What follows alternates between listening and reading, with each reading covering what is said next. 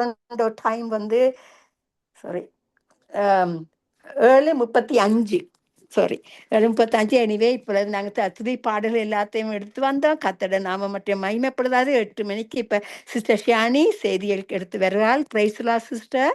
Praise Lord, Sister Dolly. ஆமென். Praise Lord sister Shiyani. வருங்கள், ஆவலோடு காத்திருக்க. உங்களுடைய அருமையான வார்த்தைகள் கத்தர் உங்களுக்கு கொடுத்த வார்த்தையை பகிர்ந்து கொள்ள கத்தட நாம மட்டுமே மகிமைப்பட வேணும். Praise Lord sister. God bless you. ஆமென். ஆமென் ஆமென். கர்த்தருடைய நாமம் மகிமைப்படுவதாக. நாங்கள் ஜெபிப்போம். அன்பின் பரலோக பிதாவே, இந்த நல்ல வேளைக்காய் உமக்கு நன்றி ஆண்டவரே. உம்முடைய வார்த்தைகளை கொண்டு நீங்க என்ன பேச நினைக்கிறீங்களோ அந்த காரியங்களுக்கு எங்களோடு பேசுங்க ஆண்டவரே. எசப்பா, நீங்க எங்களுக்கு வைத்திருக்கிற மறைபொருள்களை அறிந்து கொண்டவர்களாய் ஒரு மேம்பட்ட கிறிஸ்தவ வாழ்க்கையை வாழ எங்களுக்கு நீங்க உதவி செய்யுங்க ஆண்டவரே. நீங்க பேசுங்க பரிசுத்த ஆவியானவரே. முழுக்க முழுக்க உம்முடைய ஆளுகைக்குள் ஒப்பு கொடுக்கிறேன் தகப்பனே. உம்முடைய வார்த்தை மாத்திரம் செயல்படட்டும். இயேசுவின் நாமத்தினாலே ஜெபிக்கிறேன் எங்கள் நல்ல பிதாவே. ஆமென். ஆண்டவராகிய இயேசு கிறிஸ்துவின் நாமத்தில் இதை கேட்டுக்கொண்டிருக்கிற உங்கள் அனைவருக்கும் என்னுடைய வாழ்த்துக்களை நான் தெரிவித்துக் கொள்கிறேன். இன்றைய நாளிலும் நாங்கள் ஆதியாகமம் 3வது அதிகாரம் 11வது வசனத்தை நாங்கள் தியானிக்க போகிறோம். ஆதியாகமம் 3வது அதிகாரம் 11வது வசனம்.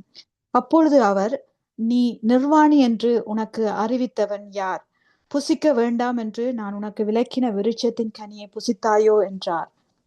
இன்றைக்கு எங்களுடைய செய்தியின் தலைப்பு, உனக்கு அறிவித்தவன் யார் அல்லது உனக்கு சொன்னது யார்? Who told you? இதுதான் இன்றைக்கு ஆண்டவர் கேட்கிற கேள்வி. உனக்கு அறிவித்தவன் யார்? நீ எந்த குரலை கேட்கிறாய்? அதுதான் முதலாவதாய் நாங்கள் பார்க்க போகிறோம். அங்கே ஆதியாகமம் 3வது அதிகாரத்துல நடந்த சம்பவம் எங்கள் அனைவருக்குமே தெரிஞ்ச சம்பவம். என்னவென்று சொன்னால், அங்கே ஆதாமும் ஏவாளும் தேவன் புசிக்க வேணாம் என்று சொன்ன கனியை அவர்கள் பிசாசின் தந்திரத்தில் விழுந்து போனவர்களாய் அவர்கள் அந்த கனியை புசித்தார்கள். அவர்கள் புசித்தது நிமித்தம் அவருடைய கண்கள் திறக்கப்பட்டது. அவர்கள் கண்கள் திறக்கப்பட்ட போது அவர்கள் தாங்கள் நிர்வாணமாய் இருப்பதை அவர்கள் அறிந்து கொண்டார்கள். உடனே அவர்கள் தங்களுக்கென்று அத்திலைகளை தைத்து ஒரு மறைப்பை ஏற்படுத்தினார்கள். அது மாத்திரமில்லாம அங்கே இவர்கள் இப்படிப்பட்ட ஒரு சம்பவம் நடந்த பிற்பாடு அங்கே ஆண்டவராகிய கர்த்தர் குளிர்ச்சியான வேளையில அந்த தோட்டத்துல உலாவ வருகிறார். அவர் வருகிற சத்தத்தை கேட்ட உடனேயே ஆதாமும் ஏவாளும் தேவனுடைய சந்நிதியில் இருந்து விலகி ஓடி போய் தோட்டத்தின் விருட்சங்களுக்குள்ளே மரங்களுக்குள்ளே அவர்கள் ஒளிந்து கொள்வதை நாங்கள் வாசிக்கிறோம். அப்போதுதான் ஆண்டவர் கேட்கிறார், ஆதாமே நீ எங்கே இருக்கிறாய் என்று கேட்கிறார். அவர் கேட்ட உடனே ஆதாம் சொல்லுகிறார், நான் தேவருடைய சத்தத்தை தோட்டத்திலே கேட்டு நான் நிர்வாணியா இருப்பதனால் பயந்து ஒளிந்து கொண்டேன் என்று சொல்லி அவர் அங்கே பதில் கொடுக்கிறார். அதற்குத்தான் ஆண்டவராகிய கர்த்தர் அவனை பார்த்து கேட்கிறார், நீ நிர்வாணி என்று உனக்கு அறிவித்தவன் யார்? உனக்கு யார் சொன்னது? இன்றைக்கு அநேகருடைய வாழ்க்கையிலே போய்கொண்டிருக்கிற பிரச்சனையும் இதுதான். குறிப்பாக கிறிஸ்தவர்கள், நான் கிறிஸ்தவர்கள் என்று சொல்லும் போது இந்த செய்தி இன்றைக்கு முழுக்க முழுக்க ஆண்டவரை அறிந்த பிள்ளைகளுக்கு தான். ஆண்டவராகிய இயேசு கிறிஸ்துவை சொந்த இரட்சகராய் ஏற்றுக்கொண்டு அவருடைய இரத்தத்தினாலே கழுவப்பட்டு அவருடைய பிள்ளைகள் என்று முத்திரை பதிக்கப்பட்ட இன்றைக்கு அநேகருடைய வாழ்க்கையில தவறான குரல்களை கேட்டது நிமித்தம் கீழ்ப்படியாமைக்குள்ளே போய் அவருடைய சித்தத்தை விட்டு விலகி போனவர்களா இன்றைக்கு அநேகர் காணப்படுகிறோம். அவருடைய வாழ்க்கையிலேருந்து அவர்கள் விலகி போகும்போது தவறான குரல்களுக்கு செவி கொடுத்தது நிமித்தம் பின்மாற்றம் அடைந்து கொண்டிருக்கிற இன்றைக்கு கிறிஸ்தவர்கள் அநேகர். அது மாத்திரமில்லை, அவருடைய வாழ்க்கையில ஏற்படுகிற போராட்டங்களின் நிமித்தம், பிரச்சனைகளின் நிமித்தம், அவர்களுக்கு ஏற்பட்ட அநேகர் இன்றைக்கு நோய்வாய்ப்பட்டது நிமித்தம் தேவனுடைய சன்னிதானத்தை விட்டு ஓடிக்கொண்டிருக்கிறார்கள். அன்றைக்கு ஆதாமும் ஏவாளும் தேவனுடைய சந்நிதியிலிருந்து விலகி ஓடினார்கள் என்று சொல்லி வசனம் சொல்லுகிறது. அவருடைய சந்நிதி என்றால் என்ன? இங்கே தேவன் எந்த இடத்துக்கு அவர் கடந்து வருகிறாரோ அன்றைக்கு அவர் தோட்டத்துக்குள்ளே வந்தார். ஆகவே அந்த தோட்டம் தேவனுடைய சன்னிதானமாய் மாறியது. இன்றைக்கு அவர் எந்த இடத்துல கடந்து வருகிறாரோ அந்த இடத்தை எல்லாம் விட்டு விலகி ஓடிக்கொண்டிருக்கிற கிறிஸ்தவர்கள் இன்றைக்கு அநேகர். இன்றைக்கு பின்மாற்றம் அடைந்த கிறிஸ்தவர்கள் அநேகர் பின்மாற்றம் அடைந்தவர்களாய் தேவனுடைய சமூகத்தை விட்டு ஓடிக்கொண்டிருக்கிறதை நாங்கள் அறிந்திருக்கிறோம். இவர்கள் எல்லாரையும் பார்த்து ஆண்டவர் கேட்கிற கேள்வி ஒன்றுதான், உனக்கு அறிவித்தவன் யார்? நீ என்னுடைய சன்னிதானத்துக்குள் வர முடியாதபடி, நீ என்னுடைய மகிமையில் இருக்க முடியாது என்று சொல்லி உனக்கு அறிவித்தவன் யார்? நீ என்னோடு இருக்கிற இந்த உறவில நிலைத்திருக்க முடியாது என்று உனக்கு சொல்லி கொடுத்தவன் யார் என்று இன்றைக்கு ஆண்டவர் உங்கள் ஒவ்வொருவரையும் பார்த்து கேட்கிறார், என்னையும் பார்த்து கேட்கிறார். இந்த கேள்வியை ஆண்டவர் ஆதாமை பார்த்து கேட்கும் போது அவர்களுக்கு யார் இதை சொன்னது? அவர்கள் யார் சொல்லி இந்த கனியை புசித்தார்கள்? அல்லது அவர்கள் கனியை புசித்ததினால் அவர்களுடைய கண்கள் திறக்கப்பட்டது என்று சொல்லி எதனால் அவர்கள் பயத்தினாலே அவர்கள் ஒளிந்து கொண்டிருக்கிறார்கள் என்றும் ஆண்டவருக்கு தெரியாதா? எல்லாமே தெரியும். ஆண்டவருக்கு தெரியும். பிசாசுதான் சர்ப்பத்தின் மூலம் அவர்களை வஞ்சித்தான் என்கின்ற செய்தி அங்கே ஆண்டவருக்கு எந்த செகண்ட் அவர்கள் வஞ்சிக்கப்பட்டார்களோ அந்த செகண்டே ஆண்டவருக்கு தெரியும் இது நடந்து விட்டது என்று சொல்லி. இருந்தாலும் அவர் ஆதாமை பார்த்து கேட்கிறார், உனக்கு அறிவித்தவன் யார்? அதுவும் அதோட ஆண்டவர் நிப்பாட்டி விடவில்லை. தொடர்ந்து அவர் கேட்கிறார், புசிக்க வேண்டாம் என்று நான் உனக்கு விலக்கின விருட்சத்தின் கனியை நீ புசித்தாயோ என்று சொல்லி ஆதாமை பார்த்து கேட்கிறான். அவர் ஏற்கனவே புசித்து விட்டதுனால அதை புசித்தது நிமித்தம் அவன் நிர்வாணமாய் இருக்கிறான் என்று சொல்லி அவன் தன்னை கண்டு கொண்டான் என்று சொல்லி ஆண்டவருக்கு நன்றாக தெரிந்தும் அவர் அதை கேட்பதற்கு காரணம், நான் உனக்கு செய்யக்கூடாது என்று சொன்ன காரியத்தை நீ செய்து விட்டாய் என்று சொல்லி அவனை குற்றப்படுத்துவதற்காக ஆண்டவர் கேட்கவில்லை. ஆண்டவர் கேட்கிறதின் காரணம், எங்கிருந்த அந்த குரலை கேட்டு இப்படிப்பட்ட கீழ்ப்படியாமைக்குள்ளே அவன் சென்று விட்டான் என்று சொல்லி அவன் உணர்ந்து கொள்ள வேண்டும். அங்கு வசனத்தை பார்க்கிறோம். ஆண்டவர் கேட்கிறார், ஆதாமே நீ எங்கே இருக்கிறாய் என்று கேட்ட உடனே அவன் தேவருடைய சத்தத்தை கேட்டு நான் நிர்வாணியா இருப்பதனால் நான் பயந்து ஒளிந்து கொண்டிருக்கிறேன் என்று சொல்லி அவன் செய்த தவறை பற்றி அவன் எதுவுமே கதைக்கல. நான் விளக்கின அந்த கனியை நான் புசித்து விட்டேன், அதனாலதான் நான் நிர்வாணியா இருப்பதை கண்டு கொண்டேன், அதனால்தான் பயந்து போய் ஒளிந்திருக்கிறேன் என்று சொல்லி அவன் சொல்லவில்லை. அவன் தன்னுடைய நிலைமையை மாத்திரம் ஆண்டவருக்கு சொல்லுகிறான். ஆண்டவரே, உடைய சத்தத்தை நான் கேட்டேன், சத்தத்தை கேட்டதுனால நான் நிர்வாணியா இருப்பதனால ஒளிந்து கொண்டிருக்கிறேன் என்று சொல்லி தன்னுடைய தற்போதைய நிலைமையை குறித்து மாத்திரம் அவன் அங்கே ஆண்டவருக்கு சொல்லுவதை நாங்கள் பார்க்க முடிகிறது. அதனாலதான் ஆண்டவர் உடனே என்ன செய்கிறார், அவன் செய்த தவறை ஆண்டவர் ஞாபகப்படுத்த விரும்பினார், அவனுக்கு உணர்த்த விரும்பினார், குற்றப்படுத்துவதற்காக இல்ல. அவன் தன்னுடைய தவற பேசாம இருந்த நிலைமையை மாத்திரம் பேசினார். ஆகவே ஆண்டவர் அவனை மறுபடியுமாய் பழைய அந்த நடந்த சம்பவத்திற்கே கொண்டு செல்கிறார். நீ நிர்வாணியா இருப்பது எனக்கு பிரச்சனை இல்லை, அதற்கு முதல் நீ நிர்வாணியா இருப்பதற்கு எந்த காரியம் உன்னை எப்படியான ஒரு நிலைக்குள் உன்னை தள்ளினது என்பதை நீ ஞாபகப்படுத்திப்பார், நீ அதை சோதித்துப்பார் என்று சொல்லி ஆண்டவர் அவனுக்கு ஞாபகப்படுத்துகிறார். அதனாலதான் அவன் சொன்னதுக்கு ஆண்டவர் சொல்லுகிற பதில பாருங்க. அவன் நான் நிர்வாணியா இருப்பதனால் பயந்து ஒளிந்து கொண்டேன் என்று சொன்னதுக்கு ஆண்டவர் கேட்கிறார், நீ நிர்வாணியா இருக்கிறாய் என்று உனக்கு அறிவித்தவன் யார்? நான் உனக்கு நீ சாப்பிடக்கூடாது என்று சொன்ன கனியை நீ புசித்தாயோ என்று சொல்லி அவனுக்கு மறுபடியும் அவன் செய்த காரியத்தை அங்கே ஞாபகப்படுத்துவதை நாங்கள் பார்க்க முடிகிறது.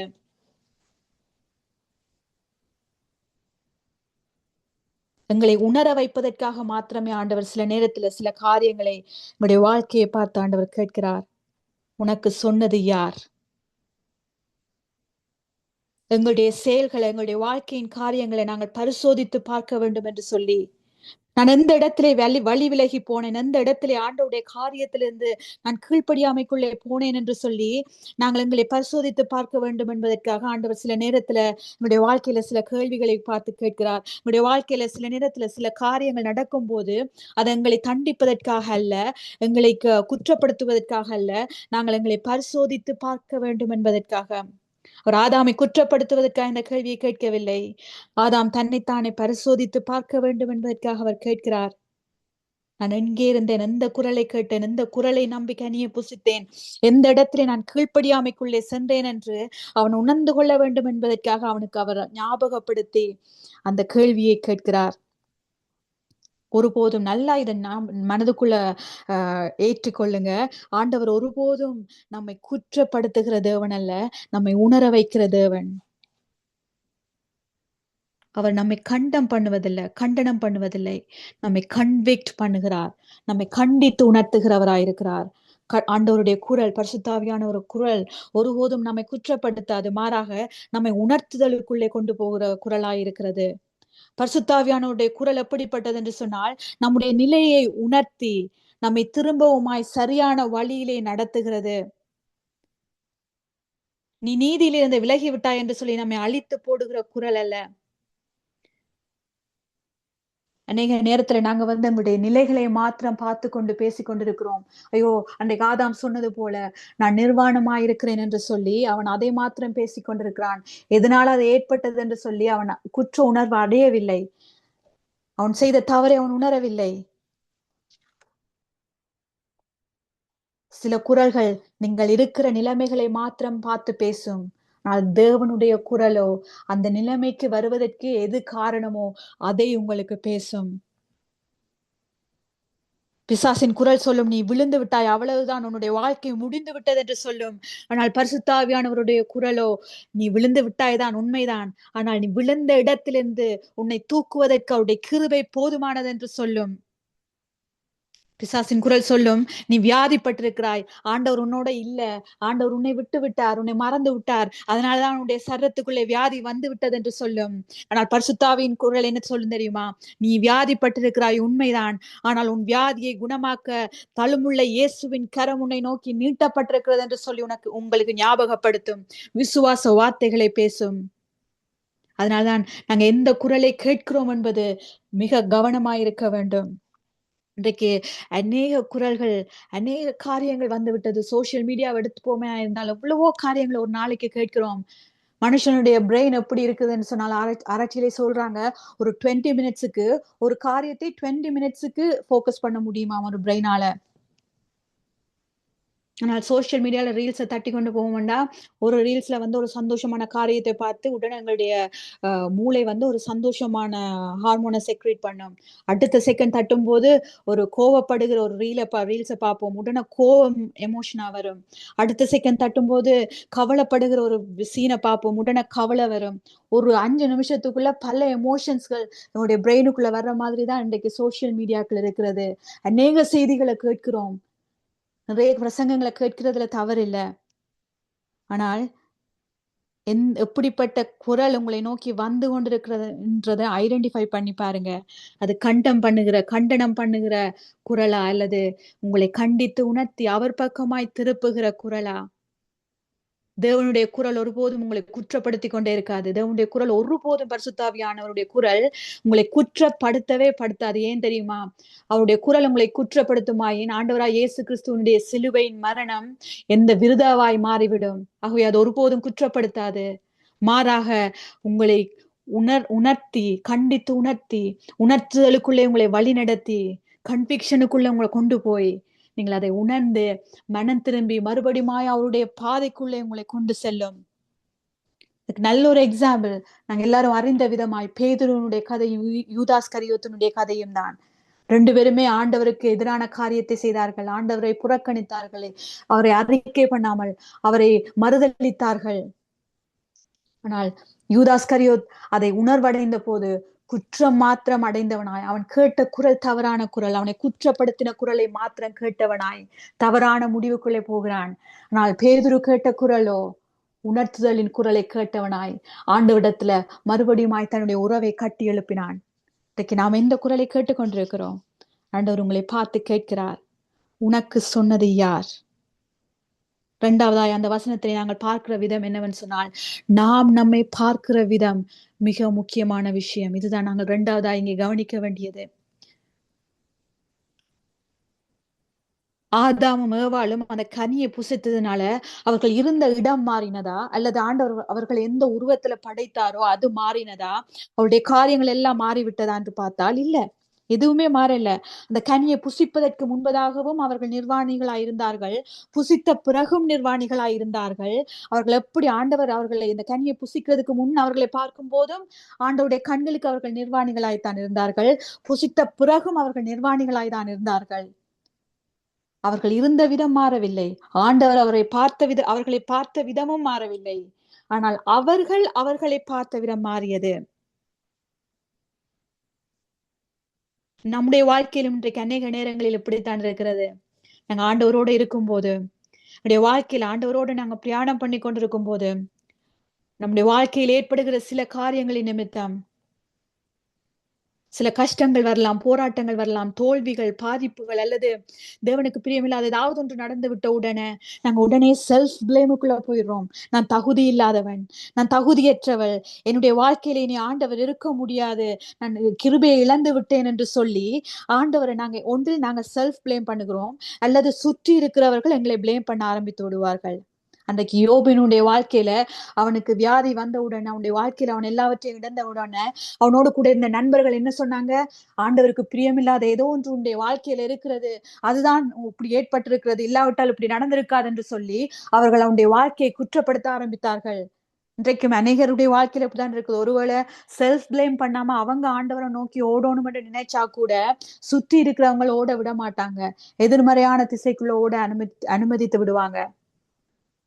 நல்லா புரிந்து கொள்ளுங்கள். நாங்கள் இன்றைக்கு ஆண்டவருடைய பாதத்துல எங்களுடைய வாழ்க்கையை அர்ப்பணித்து அவரை சொந்த இரட்சகராய் ஏற்றுக்கொள்கிறோமோ, அன்றைக்கு ஆண்டவர் எங்களுக்கு தருகிற வாக்குத்தத்தம் என்ன? உலகத்தின் முடிவு பரியந்தம் நான் உன்னோடு கூட இருப்பேன் என்று சொல்லி வாக்கு கொடுக்கிற தேவன். நாங்கள் மாறலாம், எங்களுடைய செய்கையில நாங்க விழுந்து விழுந்து எழும்பலாம், ஆனால் அவர் வாக்கு மாறாதவர். உலகத்தின் முடிவு பரியந்தம் நான் உன்னோட கூட இருக்கிறேன் என்று சொன்ன தேவன், நீ நல்லவனாக இருக்கும் வரைக்கும் நான் உன்னோட கூட இருப்பேன் என்று சொல்லவில்லை.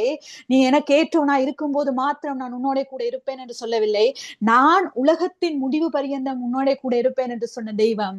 என்னுடைய வாழ்க்கையை நான் ஆண்டவருக்கு ஒப்பு கொடுத்து அவரை சொந்த இரட்சகராய் ஏற்றுக்கொண்ட அந்த தருணத்தில் இருந்து ஆண்டவர் கொடுத்த வாக்குத்தத்தம், உலகத்தின் முடிவு பரியந்தம் நான் உன்னோட கூட இருக்கிறேன் என்று சொன்ன தெய்வம்.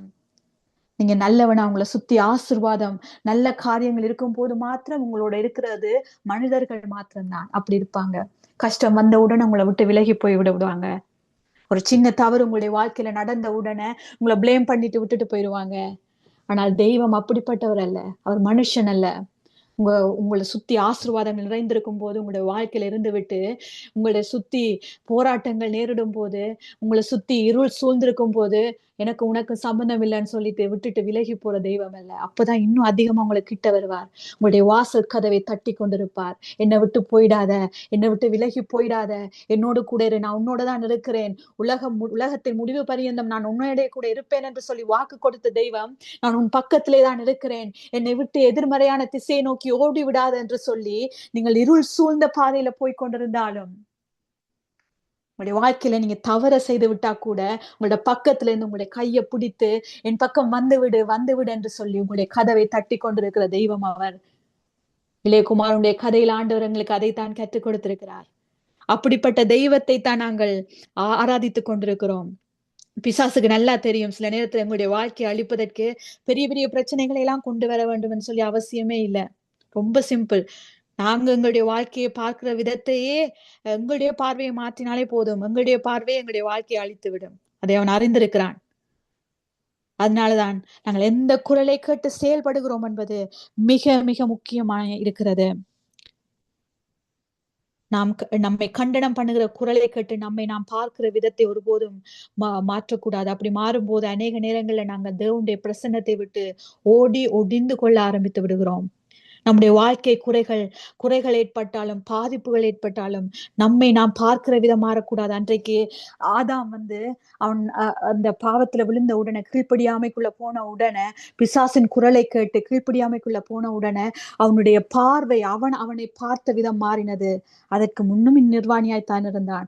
ஆனால் பிறகு நிர்வாணியாய் இருப்பதை அவனுடைய பார்வை மாறின போதோ தேவனுடைய சன்னிதானத்தை விட்டு அவன் ஓடி ஒளிந்து மறைந்து கொண்டான் என்று சொல்லி வசனம் சொல்லுகிறது.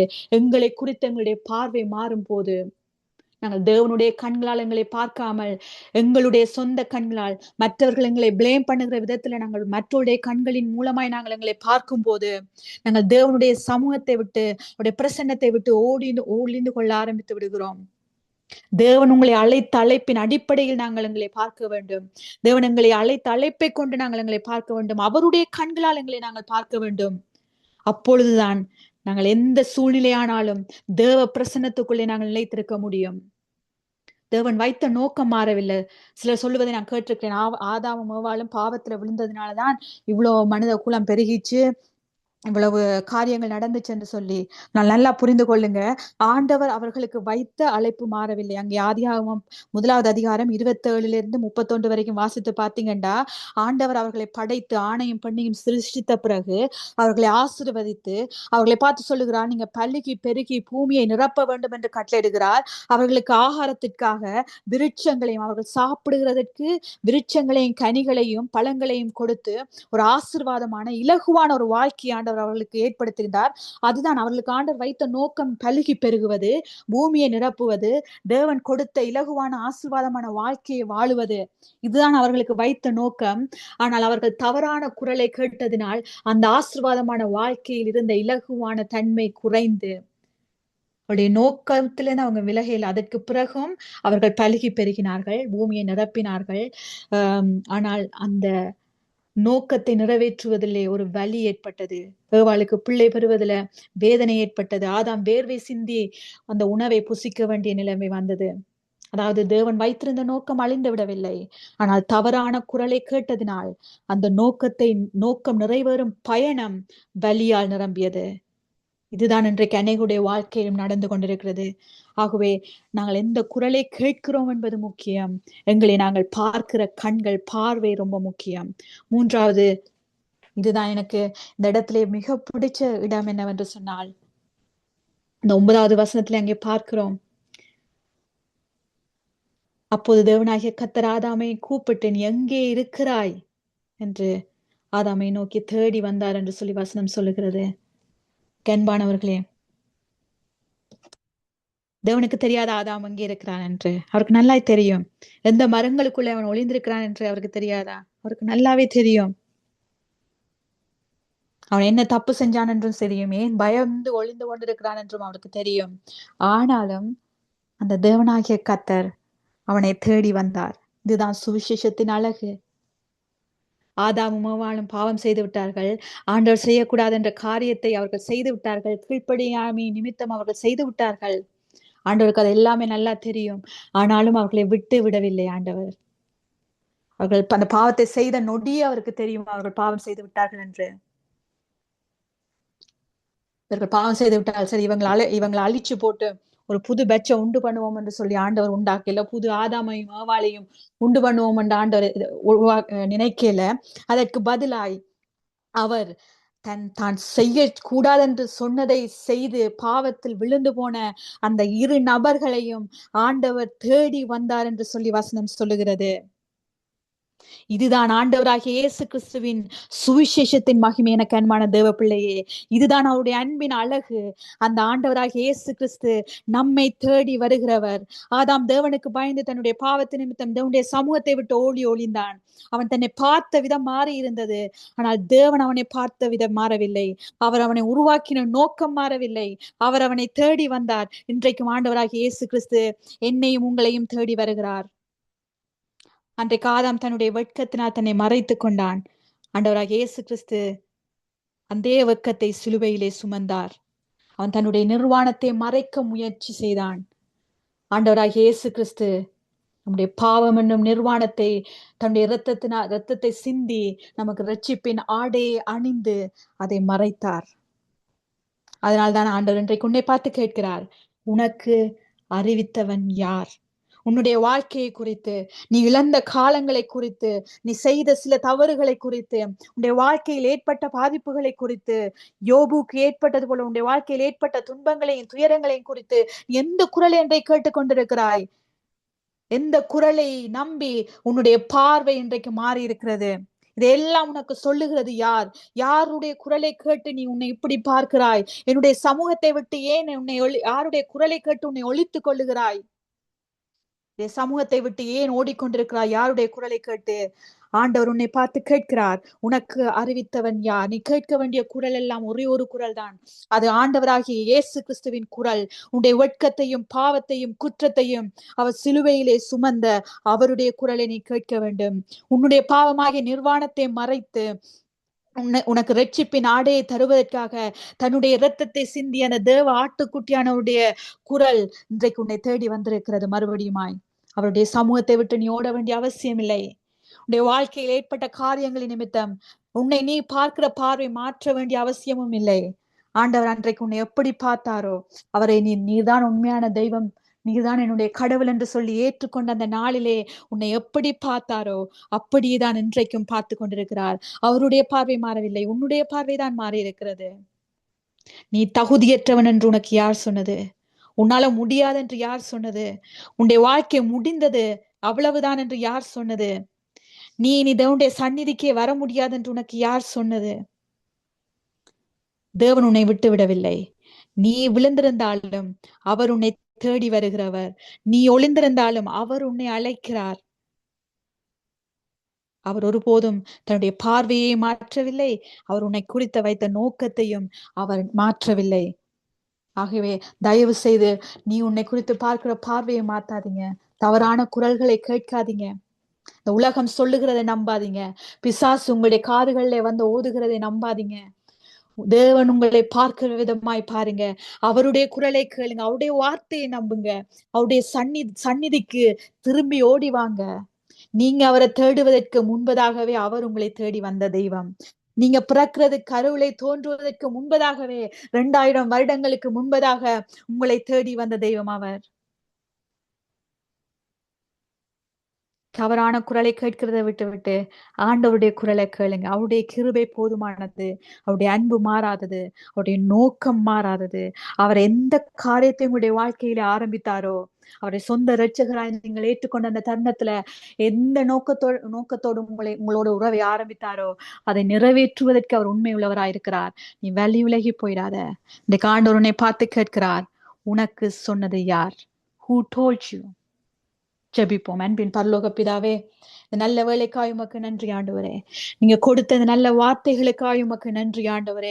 ஒருவேளை இந்த வார்த்தையை கேட்டுக்கொண்டிருக்கிற யாராவது ஆண்டவரே, உம்மோடு இருக்கிற உறவிலே விலகி போனவர்களாய், ஐயோ என்னுடைய வாழ்க்கையில் ஏற்பட்ட காரியங்களின் நிமித்தம் நான் இந்த தேவனுடைய சன்னிதானத்துக்கு வர முடியாது என்று சொல்லி பயந்து ஒளிந்து தங்களை மறைத்து கொண்டிருக்கிறவர்களாய் இருந்தால், தகப்பனே, இந்த ஜெபிக்கிற மாத்திரத்திலே தானே சுவாமி உம்முடைய சன்னிதானத்தை நோக்கி அவர்கள் ஓடி வரும்படியாய் ஜெபிக்கிறேன் ஆண்டவரே.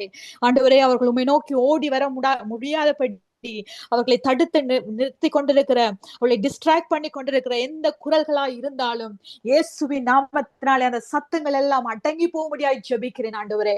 அவருடைய காதுகளிலே பரிசுத்தாவியானவரே உம்முடைய குரல் மாத்திரம் ஒலிக்கும்படியாய் ஜெபிக்கிறேன் ஆண்டவரே. உம்முடைய மென்மையான அந்த குரலை கேட்டு அதுல போக்கஸ் பண்ண முடியாதபடி தடுக்கிற எல்லா அந்தகாரத்தின் வல்லமைகளும், எந்த அந்தகாரத்தின் தேவையில்லாத ஆண்டவரே சத்தங்களும் இயேசுவின் நாமத்தினாலே அடங்கி போகும்படியாய் ஜெபிக்கிறேன் ஆண்டவரே. இயேசுவின் நாமத்தினாலே விடுதலை உண்டாகும்படியாய் ஜெபிக்கிறேன். இதை கேட்கிற ஒவ்வொரு உள்ளங்களும் உம்மோடு இருக்கிற உறவிலே மறுபடியுமாய் கட்டப்படட்டும் இயேசுவின் நாமத்தினாலே. இயேசுவின் நாமத்தினாலே ஜெபிக்கிறேன் எங்கள் நல்ல பிதாவே. ஆமென், ஆமென், ஆமென், ஆமென், ஆமென். அருமையான வார்த்தை. என்ன தொட்டது, எப்படி ஆசீர்வதித்தீங்க sister. God will bless you. அவருடைய வார்த்தை இல்ல ஜீவன் உள்ளது. அந்த வார்த்தையை பயணித்து கொடுத்த உங்களையும் உங்களோட குடும்பத்தையும் கர்த்தர் மென்மேலுமாக ஆசீர்வதிப்பதாக. ஆமென். அவருடைய குரலை நாங்க கேட்கணும். எப்படிப்பட்ட குரல்களை நாங்க இந்த காலத்துல கேட்கிறோம்? ஆண்டவருடைய மென்மையான குரலை கேட்கிறோமோ, இல்லாட்டிக்கு உலகத்தில் உள்ள எப்படிப்பட்ட குரல்களை நாங்க கேட்கிறோம்? அதுல எவ்வளோ ஆபத்தான குரல்களும் உண்டு. ஆனா நாங்க ஆண்டவருடன் இயேசு அழைக்கிறார். அவர் அழைக்கும் பொழுது அவருடைய கிருபை எங்களுக்கு போதும், என் கிருபை உனக்கு போதும், பலவீனத்தில் என் பலமோ பூரணமாய் விளங்கும் என்று கூறி கர்த்தர் அழைக்கிறார். அருமையான செய்தியை கொடுத்தீங்க சிஸ்டர். கர்த்தர் உங்களையும் உங்களோட குடும்பத்தாரையும் ஆசீர்வதிப்பாராக. நன்றி. God bless you. Amen. God bless you too, sister. அருமையான ஒரு செய்தி சிஸ்டர். உனக்கு அறிவித்தவன் யார்? அதான் தலைப்பு. அறிவித்தவர் என்று சொன்னால் ஆண்டவரை குறிக்கும். அறிவித்தவன் என்று சொல்லிக்க பிசாசை குறிக்கும். அருமையான வெளிப்பாடு. ஆதி ஆமத்திலே ஏதேன் தோட்டத்திலே நடந்த அந்த சம்பவத்தை ஒரு புதுவிதமான முறையிலே உங்களுடைய வெளிப்பாட்டை கொடுத்திருந்தீர். அதாவது ஆண்டவருடைய பார்வையில் அவர் இருவரும் கனிய புசிக்கும் முன் புசிக்கும் பின் நிர்வாணிதான். அருமையான கருத்தை சொன்னீங்க. மிகவும் ஆசீர்வாதம். அந்த சிஸ்டர் சியானி ஜெயந்தா, கர்த்தர் உங்களை உங்கள் ஊழியங்களை இந்த ஆசீர்வதிப்பாராக. ஆமென், ஆமென், ஆமென். Thank you, uncle. தொடர்ந்து நாங்கள் சிஸ்டர் கவிதா அழைக்க போறோம். சிஸ்டர் கவிதா.